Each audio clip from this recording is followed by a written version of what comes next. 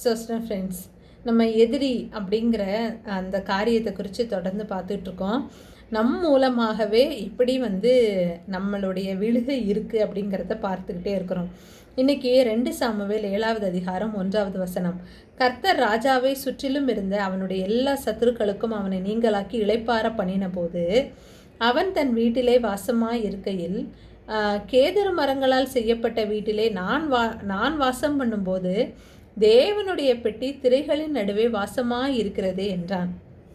அப்போ தாவீது ராஜா அபிஷேகம் பண்ணப்பட்ட நாளிலிருந்து அவர் ராஜாவான நாள் வரைக்கும் எத்தனையோ வருஷங்கள், அவர் காலங்களில் கிட்டத்தட்ட 13 வருஷத்துக்கு மேலே அவர் ஓடிக்கொண்டே இருந்து இப்போ ராஜாவாகி அதுக்கப்புறமா நிறைய போர்கள் புரிந்து இப்பவும் போர்லாம் நடக்குது. ஆனால் சுற்றி இருக்கிற எல்லா சத்துருக்களிலிருந்தும் கர்த்தர் ராஜாவுக்கு ஜெயத்தை கொடுத்ததுனால அப்போ அவர் வீட்டில் சமாதானத்தோடு இருக்கிறார்.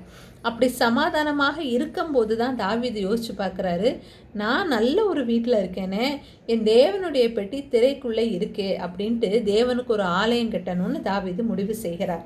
அப்போது தாவீது என்னைக்கு அவருடைய ஊழியம் தொடங்குது அப்படின்னா, கர்த்தருக்காக அவர் செய்யணும் அப்படிங்கிற எண்ணம் எப்போ அவருக்கு வந்தது அப்படின்னா, அவர் என்னைக்கு இளைப்பாறினாரோ அன்னைக்கு தான் கர்த்தருக்குன்னு நம்ம செய்யணுங்கிற எண்ணமே தாவீதுக்கு வந்தது. நிறைய பேர் நம்ம கர்த்தருக்காக உழைக்கணும், ஓடணும், ஊழியம் செய்யணும்னு நினைக்கிறோம். நிறைய பேர் செய்கிறாங்க. ஆனால் செய்யணும்னு நினைக்கிற சில பேரால் செய்ய முடியாமல் போகிறதுக்கு காரணம் அவங்க இருதயத்தில் இன்னும் சில கவலைகளை, சில கஷ்டங்களை, சில போராட்டங்களை சுமந்து கொண்டே இருக்கிறதுனால தான் கர்த்தருக்கு முழுமையாக தன்னை ஒப்பு கொடுத்து ஊழியம் செய்ய முடியல. ஏற்கனவே ஊழியம் செஞ்சுக்கிட்டு இருந்தவங்களா இருந்தாலும் ஒரு திருப்தியோ ஒரு சந்தோஷமோ ஊழியத்தில் கிடைக்க பெறாமல் இருக்கிறதுக்கு காரணம் அவங்களுக்குள்ள இளைப்பாறுதல் இல்லாததுனால தான். இப்போ தாவீது பார்த்திங்கன்னா சண்டை, அதாவது ஃபிசிக்கலாக போர் புரிகிறாரு, எதிரிகளை வீழ்த்துறாரு, நாடை ஜெயிக்கிறாரு. இந்த நாட்டை ஜெயிச்சாச்சு, இந்த போர் முடிவுக்கு வந்துட்டுன்னு தாவீதுக்கு நிச்சயம் உண்டு. ஆனால் நமக்கு அப்படி இல்லை. ஏன்னா நமக்கு மாம்சத்தோட இரத்தத்தோட போராட்டம் இல்லை, துரைத்தனங்களோடையும் அந்தகார லோகாதிபதிகளோடையும் போராட்டம். இந்த போராட்டம் முடிஞ்சுட்டுன்னு நம்ம அக்கடான்னு உட்கார முடியாது. அடுத்த போராட்டம் நமக்காக ஆயத்தமாகி இருக்கலாம், இல்லை ஆழ்ந்த வேலை கூட இருக்கலாம். அப்போது தாவீதை போல நான் எப்போ என்னுடைய பிரச்சனையிலேருந்து இளைப்பாறுறேனோ அன்னைக்கு தான் நான் கர்த்தருக்காக ஊழியம் புரிவேன் அப்படின்னு நம்ம நினச்சோன்னா நம்ம லைஃப்பில் ஊழியமே புரிய முடியாது. அப்போ நம்ம ஊழியம் புரிய முடியாமல், கர்த்தருக்காக நம்ம எழும்பி பிரகாசிக்க முடியாமல் இருக்கிறதற்கான காரணம் நாமளே தான். ஏன்னா நம்மளுக்குள்ளே இருக்கிற பிரச்சனைகள், நானே சரியில்லை, நான் எப்படி கர்த்தருக்கு ஊழியம் செய்ய முடியும், என் குடும்பமே சரியில்லை, நான் எப்படி கர்த்தருக்காக நிற்க முடியும், என் வாழ்க்கையே கேள்விக்குறியாக இருக்குது, நான் எப்படி தேவனை மகிமைப்படுத்த முடியும், எனக்கே பேச வரல, நான் எப்படி பேசி கர்த்தருக்கு ஆத்துமாக்களை ஆதாயப்படுத்த முடியும்னு நம்மளே என்ன செய்கிறோம், செல்ஃப் டவுட்டு, செல்ஃப் ப்ராப்ளம் இதெல்லாம் நினச்சிக்கிட்டு ஊழியம் புரிய முடியாமல் இருக்கோம். இந்த மாம்ச சரீரம் இருக்கிற வரைக்கும் நமக்கு என்ன உண்டு, போராட்டம் உண்டு. வெளியரங்கமாகவும் இருக்கலாம், அந்தரங்கமாக இருதயத்துலேயும் போராட்டம் இருக்கலாம். தாவீதை போல இளைப்பாறுனதுக்கு அப்புறம் நமக்கு என்ன செய்ய முடியாது, ஊழியம் செய்யணும் அப்படின்னா நம்ம கல்லறைக்கு அப்புறம் தான் ஊழியம் செய்ய முடியும். அது நடக்காத காரியம். அப்போது கர்த்தர் நம்மக்கிட்ட என்ன எதிர்பார்க்கிறாருன்னா, வாழ்நாளெல்லாம் போராட்டம் உண்டு, அந்த போராட்டத்தின் மத்தியில் நமக்கு இளைப்பாறுதல் கிடைக்கணும் அப்படின்னா நம்ம கர்த்தரோடு என்ன செய்யணும், நடக்கிறவர்களாக இருக்கணும். நீங்கள் பார்க்குற உங்கள் ஊழியராக இருக்கலாம், இல்லை நீங்கள் வல்லமையாக பயன்படுத்தப்படுறாங்க அப்படின்னு நினைக்கிற ஆன்லைன்லேயோ இல்லை டிவிலேயோ இல்லை உங்கள் தேசத்துலேயோ இல்லை உங்கள் ஊர்லேயோ இருக்கிற எவ்வளோ பெரிய ஊழியராக இருந்தாலும் அவங்க வீட்லேயும் பிரச்சனை இருக்கும், அவர் ஆத்மாக்குள்ளேயும் வியாகுலம் இருக்கும், அவங்களுடைய அந்தரங்கத்தில் அவங்களுக்கு நிறைய போராட்டம் இருக்கும். ஆனால் எப்படி அவங்களால மட்டும் கர்த்தருக்காக இப்படி நிற்க முடியுது? அவங்க பாடுனா அப்படி ஒரு அபிஷேகம், அவங்க மெசேஜ் அப்பா அப்படி ஒரு மெசேஜ் கொடுக்கவே முடியாது யாராலும். அவங்க ஜெபிச்சா உடனே விடுதலை தான் அப்படின்னு நினைக்கிற ஒவ்வொருவருக்குள்ளேயும் இந்த போராட்டம் இருக்குது. ஆனால் அந்த போராட்டத்தோடு எப்படி அவங்களால மட்டும் ஊழியம் செய்ய முடியுது அப்படின்னா, இந்த போராட்டத்தின் மத்தியிலும் அவங்க ஆத்மாவில் ஒரு இளைப்பாறுதல் இருக்கிறதுனால தான் அவங்களால ஊழியம் செய்ய முடியுது.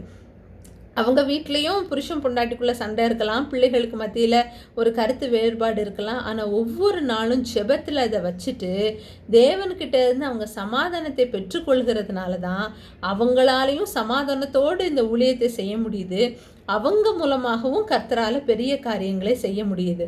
அப்போது நம்ம கர்த்தருக்காக எழும்பணும், கர்த்தருக்காக ஊழியம் செய்யணும், கர்த்தருக்காக ஏதாவது நான் வந்து செய்யணும் அப்படின்னு நம்ம விருப்பப்படுறோம் அப்படின்னா நம்ம பிரச்சனைகள் நம்ம கண் முன்னாடி வரவே கூடாது. அப்படி வராமல் இருக்கிறதுக்கு நாமளாம் முயற்சி செய்ய முடியாது. நான் என் பிரச்சனையை நினைக்க மாட்டேன், அதெல்லாம் நான் சிந்திக்க மாட்டேன் அப்படின்னு நாமளாம் நினைக்க முடியாது. அந்த பிரச்சனையை தான் பிசாசு முதல்ல நம்ம எண்ணத்தில் கொண்டு வருவான். நீயே இந்த போராட்டத்தில் இருக்கும்போது நீ எப்படி இதை செய்ய முடியும்னு தான் ஃபஸ்ட்டு நினைவில் கொண்டு வருவான். அப்படி நினைவில் வரும்போதே இல்லை என் தேவன் இதை பார்த்து கொள்ளுவாருங்கிற விசுவாசமும் சேர்ந்து அந்த நினைவை அடிக்க முடியுதா, அந்த நினைவை அழிக்க முடியுதா அப்படிங்கிறத நம்ம செக் பண்ணணும். அந்த பிரச்சனைகள் நினைக்கும் போது பிரச்சனை நம்மளை ஓவர் கம் பண்ணுச்சு அப்படின்னா இன்னும் நம்ம தேவன்கிட்ட அந்த பலத்தை பெற்றுக்கொள்ளணும். அந்த பிரச்சனை வரும்போது இது என் தேவனுக்கு லேசான காரியம்ன்ட்டு அதை உடனே ஓவர் கம் பண்ண முடியுது அப்படின்னா நம்ம உள்ளத்துக்குள்ள தேவ சமாதானமும் விசுவாசமும் நிறைந்திருக்கு. நம்ம totally fit to do anything for Lord as per his wish. அவருடைய சித்தத்தின்படி செய்ய நம்ம ஆயத்தமாக்கப்பட்டவர்கள் அப்படிங்கிறதற்கான அடையாளம் இது. உங்கள் ஆத்மாவில் நீங்களே உங்களை செக் பண்ணுங்கள். உங்களால் இளைப்பாறுதலோடு இருக்க முடியுதா?